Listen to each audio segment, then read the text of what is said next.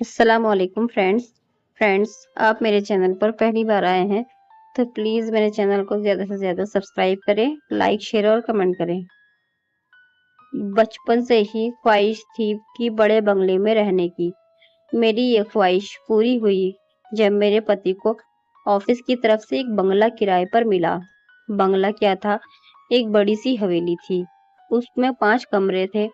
घर के बीच में पुरानी हवेलियों की तरह आंगन था जो ऊपर से खुला था। बाहर बड़ा बागीचा था और बहुत पुराना पीपल का वृक्ष था। उस वृक्ष को देख एक बहुत ही अजीब सा एहसास हुआ। कुछ पल उसको एकटक देखती रही, फिर अचानक लगा जैसे किसी ने हल्का सा धक्का दिया हो। पर ज्यादा गौर न करते हुए मैं घर के अंदर दाखिल हो गई। बच्चे तो मानो बहुत ही खुश थे क्योंकि इतना बड़ा घर उनके लिए तो स्वप्न समान था। वह एक कमरे से दूसरे कमरे में भाग रहे थे। तभी छोटे बेटे ऋषभ के चिल्लाने की आवाज आई। मैं और मेरे पति, जो पीछे कमरे में सामान लगा रहे थे, भागकर आंगन में पहुंचे।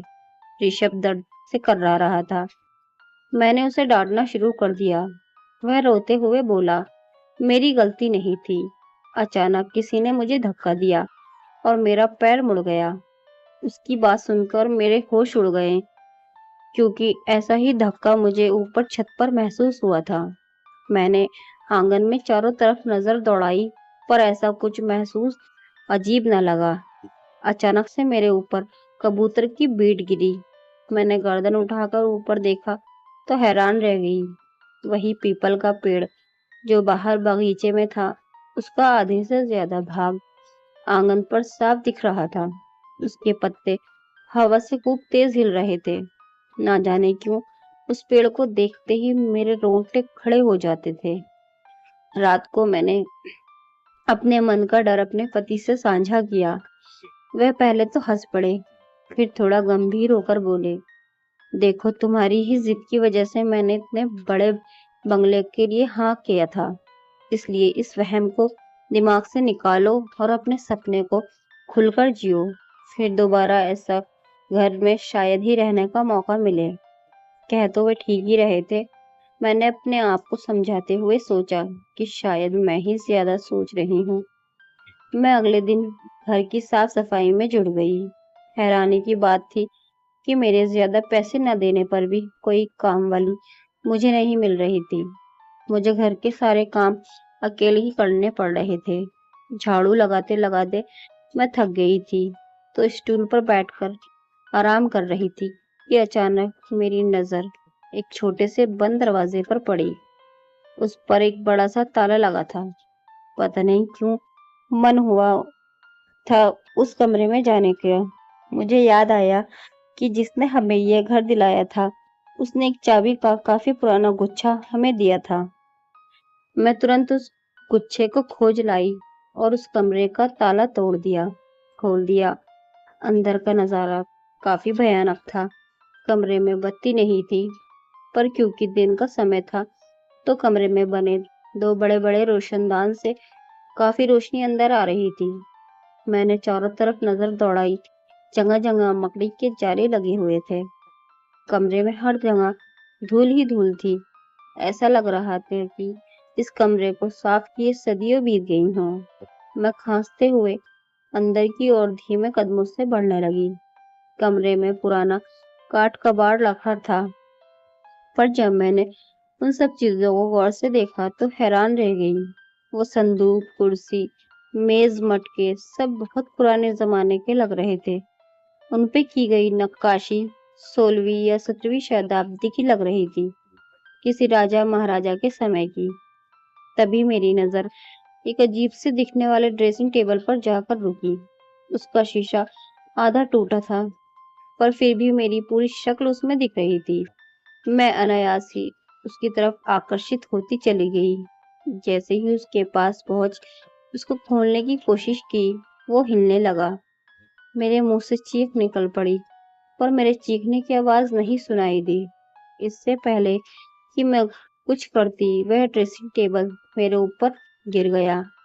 मैंने बहुत कोशिश करी उसको उठाने की, और खुद को निकालने की, पर ऐसा लगा मानो कोई उस पर और दबाव बना रहा है।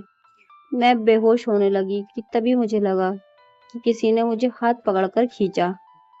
जब होश आया तो मैं अपने बिस्तर पर थी और मेरे पति, बच्चे और डॉक्टर मेरे पास खड़े थे। कुछ समझ नहीं आया कि क्या हुआ।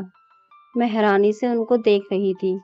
तभी मेरा बड़ा बेटा रौनक बोला, मम्मी आप उस कमरे में बेहोश पड़े थे, मैं आपको खींचकर बाहर लाया।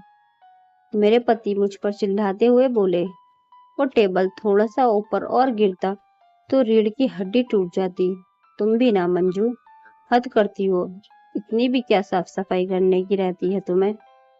तभी डॉक्टर बोले, शुक्र है ज्यादा चोट नहीं आई, हल्का सा फ्रैक्चर है, हाथ भी ठीक हो जाएगा।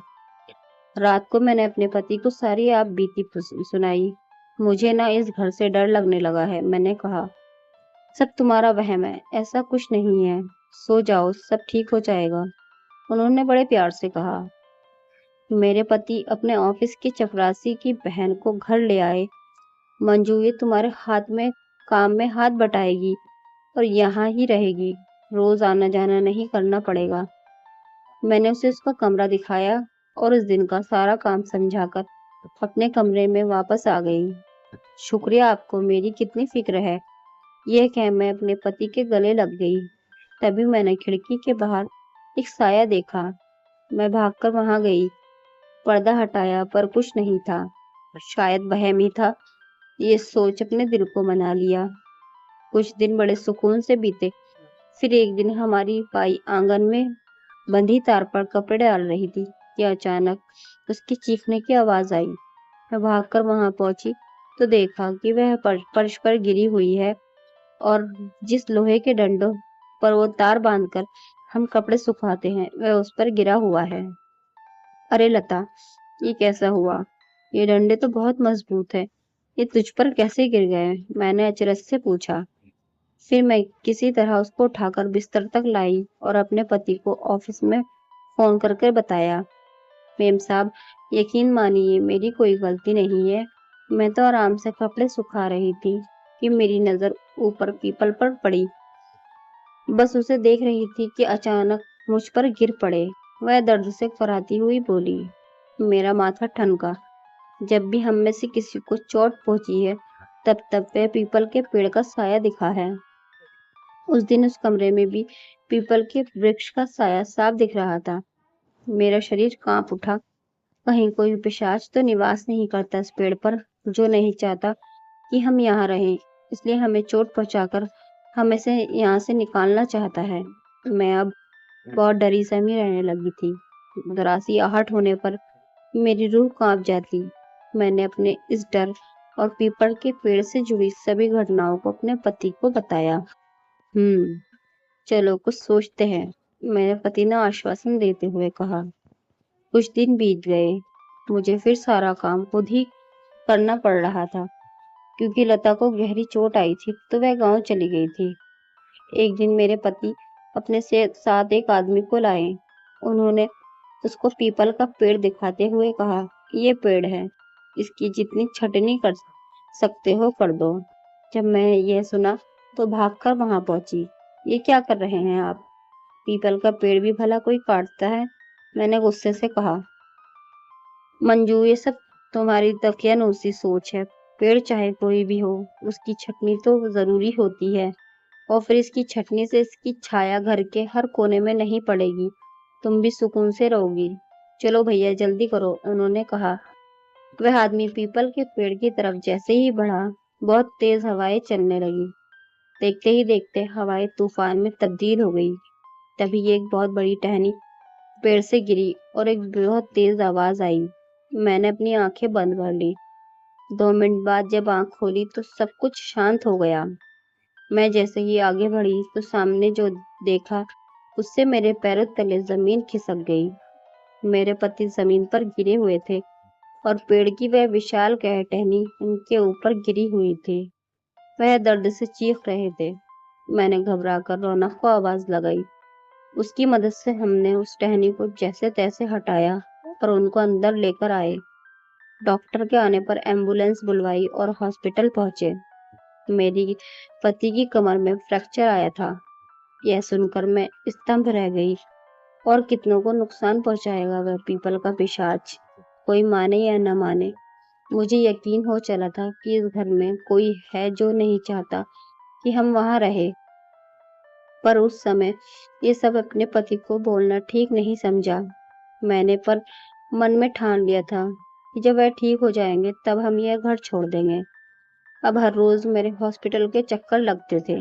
एक दिन मुझे थोड़ा लेट हो गया था। मैं घर का दरवाजा खुला हुआ देखा तो घबरा गई। मैं तुरंत अंदर पहुंची तो देखा वह एक डरावने सपने से कम नहीं था। आंगन में मेरा छोटा बेटा डरा सहमा खड़ा था और ऊपर पीपल के पेड़ को देख रहा था। उसके मुंह से आवाज नहीं निकल रही थी। मैंने ऊपर देखा तो मेरी सांस हलक में अटक गई। मेरा बड़ा बेटा पेड़ से लटका हुआ था। यह देख मेरे मुंह से चीख निकल गई। मेरी चीख सुन रौनक डर गया और उसका हाथ फिसल गया।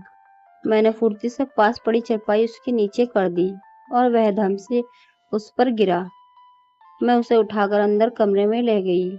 उसकी पीठ बुरी तरह लाल हो चुकी थी। मैंने उसकी पीठ की सिकाई करी और उसे हल्दी वाला दूध पिलाकर सुला दिया। अब मेरा यकीन और मजबूत हो गया था। सुबह जब रौनक उठा तो उसने मुझे बताया कि वह ऋषभ के साथ बैडमिंटन खेल रहा था। शटल बैट पर अटक गई और वैसे लेने ऊपर चढ़ा तो किसी ने उसे धक्का दे दिया, पर वहां कोई नहीं था। वह गिरने लगा तो अचानक उसने डाल पकड़ ली। पर तू ऊपर चढ़ा ही क्यों? मैंने मना किया था ना कि उस पेड़ के आसपास भी नहीं जाना, मैंने गुस्से से कहा। वो मम्मी, मेरे और ऋषभ के बीच शर्त लगी थी, बस वो जीतना चाहता था। शर्त जीतने के चक्कर में तुझे कुछ हो जाता तो मैं उसे गले से लगाते हुए कहा, बस अब मेरा परिवार और नहीं सहेगा, मैं कल ही यहाँ से चली जाऊंगी। मैं ये सब सोच ही रही थी कि एक परछाई दिखी। मैंने बाहर जाकर देखा तो कोई नहीं था। तभी वह परछाई मुझे गेट पर दिखी। मैं उसके पीछे वहां भागी। जैसे ही मैंने गेट पार किया, गेट अपने आप ही बंद हो गया। मैंने घबराकर पीछे मुड़कर देखा तो एक साया घर के अंदर जाते दिखाई दिया। मैंने जैसे ही गेट खोलकर अंदर जाने की कोशिश की, गेट खुला ही नहीं। मैंने खूब जोर लगाया पर गेट नहीं खुला। मैं पसीना पसीना हो गई क्योंकि बच्चे अंदर थे। मुझे समझ नहीं आ रहा था कि मैं क्या करूं। तभी ऋषभ के चीखने की आवाज आई, मम्मी कहाँ हो आप? मुझे डर लग रहा है। बेटा मैं बाहर हूँ, गेट नहीं खुल रहा। तो हिम्मत रख रौनक बेटा, जल्दी आ, मैं चिल्लाकर बोली। पर मुझे लगा कि मेरी आवाज ऋषभ रौनक तक पहुंच ही नहीं रही। मुझे बार बार ऋषभ की आवाज आ रही थी पर मेरी उस तक नहीं पहुंच रही थी। मैं असहाय होकर गेट पर गिर गई। सुबह जब मुझे होश आया तो मैंने फिर गेट खोलने की कोशिश की। इस बार गेट आसानी से खुल गया। मैं भागकर अंदर बच्चों के कमरे में गई। वहां देखा तो वे आराम से सो रहे थे। मेरी जान में जान आई। जब वे उठे तो मैंने उनसे पूछा कि रात को क्या हुआ था। मम्मी कुछ नहीं हुआ था, हम तो आराम से सो रहे थे और मैं आपकी कोई आवाज नहीं आई। मैं समझ गई कि उस पिशाच ने मुझे डराने के लिए सब किया और मैंने बच्चों को तैयार होकर आने को कहा। उन्हें ले मैं हॉस्पिटल में गई और वहां अपने पति को सब कुछ बताया। डॉक्टर के मुताबिक एक दिन बाद उनका प्लास्टर खुलना था। मैंने तय किया कि उस रात मैं वहीं रुकूंगी बच्चों के साथ। अगले दिन सुबह प्लास्टर खुलने के बाद हम सब घर पहुंचे। मेरा इरादा दृढ़ था। मैंने सामान बांधना शुरू किया। एक बार और सोच लो मंजू, शायद वहम ही हो ये, मैं कुछ नहीं जानती। शायद वहम हो, पर घटनाएं तो कुछ और ही इशारा कर रही है। मैं अपने बच्चों की जान को खतरे में नहीं डाल सकती। अगर सच में कोई पिशाच हुआ तो नहीं, बस अब और सोचना नहीं है। मैंने बहुत सोच लिया। हमें उस पिशाच को उसका घर लौटा देना चाहिए।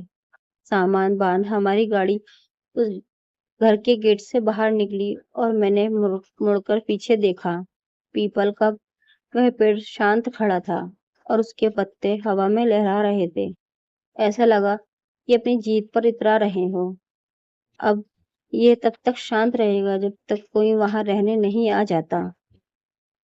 फ्रेंड्स, आपको मेरी कहानी पसंद आई हो तो प्लीज मेरे चैनल को सब्सक्राइब करें, लाइक शेयर और कमेंट करें। शुक्रिया। अल्लाह।